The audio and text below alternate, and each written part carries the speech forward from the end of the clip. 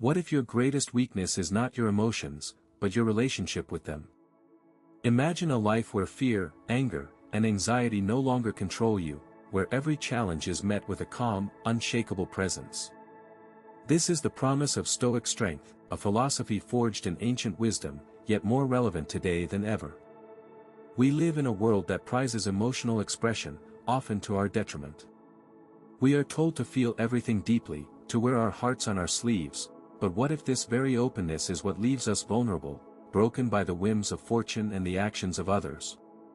The Stoics, thinkers like Marcus Aurelius, Seneca, and Epictetus, offered a different path, not of suppression, but of understanding.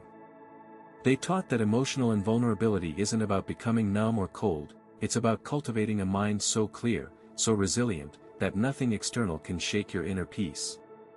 Let me take you on a journey through what I call the forbidden laws, not because they are secret, but because they are often overlooked or misunderstood in our modern rush. The first law is acceptance, not passive resignation, but a conscious choice to embrace reality as it is. When you resist what you cannot change, you suffer twice, once from the event itself, and again from your struggle against it. The Stoics knew this. They practiced amor fati, the love of fate, finding meaning even in adversity. Then comes the law of control. Ask yourself, what is within your power?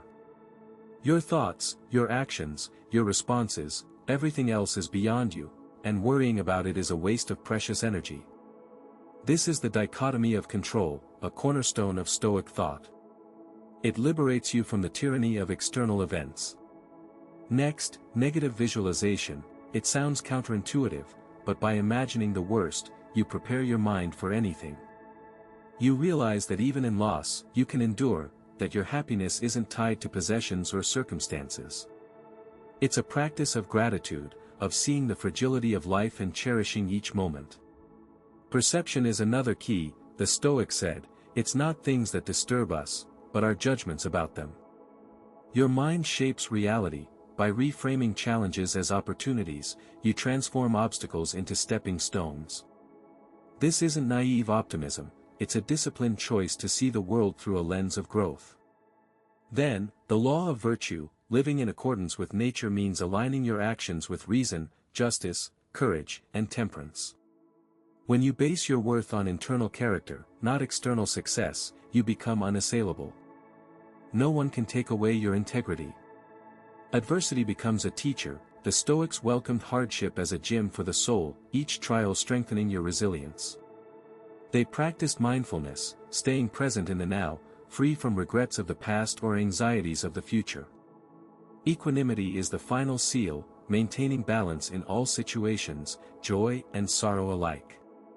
It's the art of responding, not reacting, of letting emotions flow through you without letting them define you. This is emotional invulnerability, not a shield that blocks feelings, but a deep wisdom that processes them with grace. Apply these laws daily. Start small. When faced with irritation, pause and ask, is this within my control? When fear arises, visualize the worst outcome and see that you can handle it. Build habits of reflection, journaling your thoughts as the Stoics did. Over time, your mind becomes a fortress, not of stone, but of understanding. You'll find that life's storms no longer break you, they merely pass through, leaving you stronger.